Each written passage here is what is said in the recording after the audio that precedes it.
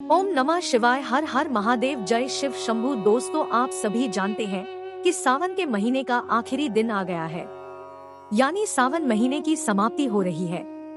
पूज्य गुरु जी ने कहा कि अगर आप पूरे सावन कोई उपाय कर पाएं या ना कर पाएं, लेकिन सावन के इस आखिरी दिन में आपको ये बेलपत्र वाला अचूक उपाय जरूर करना चाहिए। अगर आप अपने जीवन में कष्टों से बहुत ज्यादा परेशान हैं, समस्याओं से परेशान हैं, संकटों से घिरे हुए हैं, व्यापार, नौकरी, इन सभी से परेशान हैं, आपका नहीं चल रहा है, धन प्राप्ति के रास्ते आपको दिखाई नहीं पड़ रहे हैं, आर्थिक समस्याओं ने घेर रखा है, तो पूज्य गुरु जी ने कहा कि सावन के इस आखिरी दिन में आपको ये विशेष उपाय जरूर करना चाहिए, जो आपके इन सभी परेशानियों को समाप्त कर देगा। तो चलिए जानते हैं इस विशेष उपाय के बारे में, लेकिन उससे पहले एक प्रार्थना। अगर आप चैनल पर नए हैं तो कृपया चैनल को सब्सक्राइब अवश्य कर लें। देखिए, इस वीडियो में हम पूज्य गुरु जी द्वारा बताए गए दो बहुत ही विशेष उपायों के बारे में बात करेंगे और दोनों ही उपाय आपकी मनोकामना से संबंधित होंगे। अगर आप सारे व्रत कर चुके हैं, सारे उपाय कर चुके हैं, सारे टोटके कर चुके हैं, लेकिन आपकी मनोकामना परिपूर्ण नहीं हो पा रही है, तो पूज्य गुरु जी ने कहा कि सबसे आखिरी में आपको ये ब्रह्मास्त्र का प्रयोग जरूर करना चाहिए। ये उपाय करने के बाद महादेव आपकी उस मनोकामना को अवश्य ही परिपूर्ण करते हैं। चलिए अब बात करते हैं पूज्य गुरु जी द्वारा बताए गए पहले खास उपाय के बारे में। देखिए, इस उपाय के लिए आपको एक लोटा जल ले लेना है। लोटा आप तांबे का ले लीजिएगा और इसमें जल आप अपने किचन से भर लीजिएगा। फिर इसी के साथ आपको ले लेना है 5 बेलपत्र। आप सभी जानते हैं कि सावन के इस पवित्र महीने में शिवलिंग के ऊपर सारी बेलपत्रियां चढ़ी रहती है, तो उनको उठाकर आप जल से शुद्ध करके फिर उनका इस्तेमाल भी कर सकते हैं, या फिर आपके पास बेलपत्र है तो आप उनका भी इस्तेमाल कर सकते हैं। पूज्य गुरु जी कहते हैं कि बस आपको एक बात का ध्यान रखना है कि आप जो भी बेलपत्र लेंगे उनमें से किसी भी बेलपत्र की पत्ती कटीपटी नहीं होगी, और बेलपत्र की डंडी के आखिर में जो डूट होती है यानी जो गांठ होती है वो भी नहीं होनी चाहिए। उसको तोड़कर आप हटा देंगे। अब सिर्फ ये 2 सामग्री लेकर पहुंच जाना है शिवालय। पूज्य गुरुजी ने कहा कि आखिरी दिन में ये उपाय आपको जरूर से जरूर करना है, इसलिए इस उपाय को आप बहुत ही ध्यान से समझेंगे। देखिए, शिवालय पहुंचकर सबसे पहले आप एक काम करेंगे कि आप उत्तर दिशा की तरफ अपना फेस करके बैठ जाएंगे। दक्षिण दिशा की तरफ बैठकर उत्तर दिशा की तरफ फेस कर लीजिए। लेकिन पूज्य गुरुजी कहते हैं कि अगर शिवालय में भीड़ है तो ऐसी स्थिति में आप किसी भी दिशा में बैठकर शिवलिंग की पूजा प्रार्थना कर सकते हैं। अब देखिए, जो 5 बेलपत्र आप लेकर गए उनमें से पहली बेलपत्र आपको श्री गणेश जी वाले स्थान पर समर्पित कर देनी है। सामने आपको वीडियो में पूरा एक एक चीज बहुत ही बारीकी से समझाने का प्रयास किया जाएगा।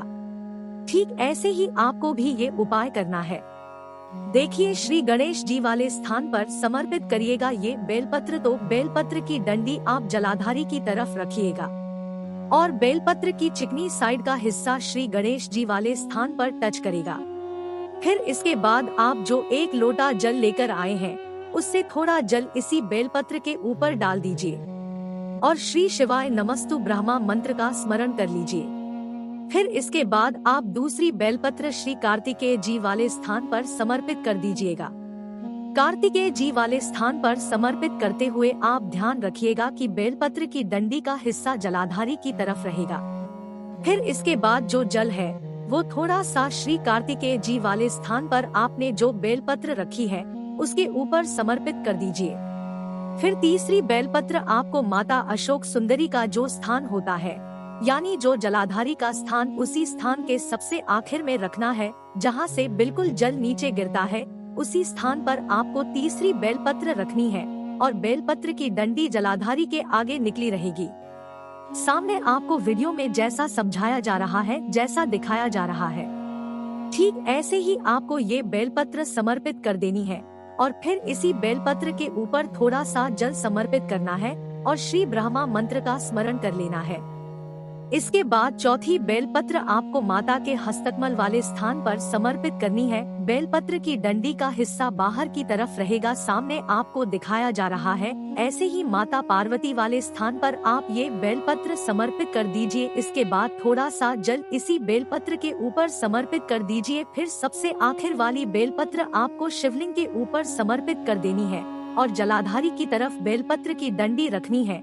और फिर इसके बाद जितना भी जल लोटे में बचा हुआ है वो पूरा का पूरा जल आपको इसी बेलपत्र के यानी शिवलिंग वाली बेलपत्र के ऊपर समर्पित करते जाना है और लगातार शिव महापुराण के मूल मंत्र श्री शिवाय नमः शिव्यम का स्मरण करते जाना है। पूज्य गुरुजी ने कहा कि जब भी हम गुरुवार की विशेष तिथि में ये विशेष उपाय करते हैं तो हमारी जो भी मनोकामना होती है वो महादेव की कृपा से बहुत ही जल्द परिपूर्ण होती है। देखिए, ये पांचों बेलपत्रियां और जल समर्पित करने के बाद महादेव से आपको अपनी मनोकामना जरूर बोल देनी है।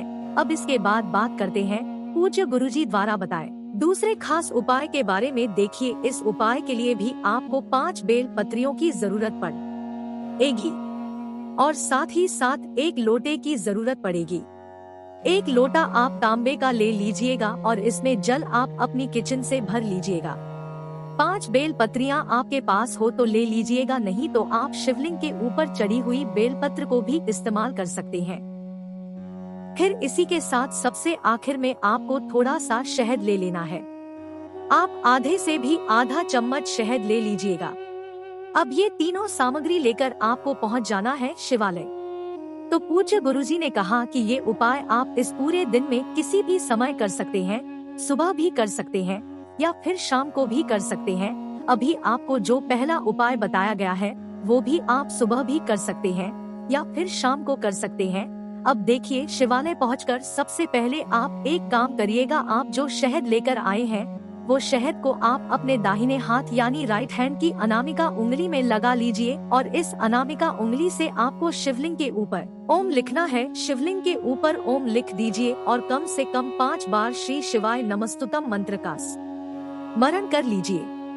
फिर इसके बाद आपके पास जो 5 बेल पत्रियां हैं उन्हीं 5 बेल पत्रियों को आप इस ओम के ऊपर समर्पित कर दीजिए। लेकिन आप ध्यान रखेंगे कि ये 5 बेल पत्रियां आपको एक एक करके समर्पित करना है।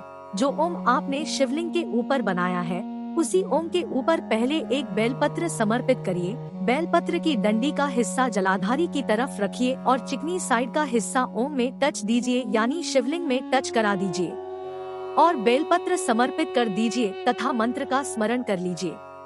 ऐसे ही आपको दूसरी बेलपत्र समर्पित करनी है और ऐसे ही आपको 5 बेल पत्रियां समर्पित कर देनी है। बेल पत्रियां समर्पित करने के बाद आपकी जो भी विशेष मनोकामना है, अगर आपके जीवन में संकट बहुत ज्यादा है, समस्याएं बहुत ज्यादा है, तो उनको समाप्त करने के लिए आप महादेव से प्रार्थना कर लीजिए। और फिर सबसे आखिर में आपके पास जो 1 लोटा जल है उस जल को इन्हीं 5 बेल पत्रियों के ऊपर धीरे धीरे समर्पित करते जाइए और लगातार शिव महापुराण के मूल मंत्र श्री शिवाय नमस्तु का स्मरण करते जाइए। पूज्य गुरुजी ने कहा कि जल आपको इतने धीरे समर्पित करना है कि जल समर्पित करते करते आप कम से कम 11 बार श्री शिवाय नमस्तु ब्रह्मा मंत्र का स्मरण जरूर कर लें। गुरुजी कहते हैं कि सावन की समाप्ति में यानी सावन के इस आखिरी दिन में अगर हम इस विशेष उपाय को करते हैं तो यकीन मानिए हमारे के सारे संकटों का अंत होता है, सारे कष्ट समाप्त होते हैं और हमारे जीवन में महादेव की कृपा से धन, लक्ष्मी, वैभव, संपत्ति इन सभी की प्राप्ति होती है। तो दोस्तों, ये थे पूज्य गुरु जी द्वारा बताए गए 2 बहुत ही खास उपाय। अगर आपको जानकारी अच्छी लगी हो तो वीडियो लाइक करिएगा। मिलते हैं फिर एक नए वीडियो के साथ। ओम नमः शिवाय। हर हर महादेव। जय शिव शंभू।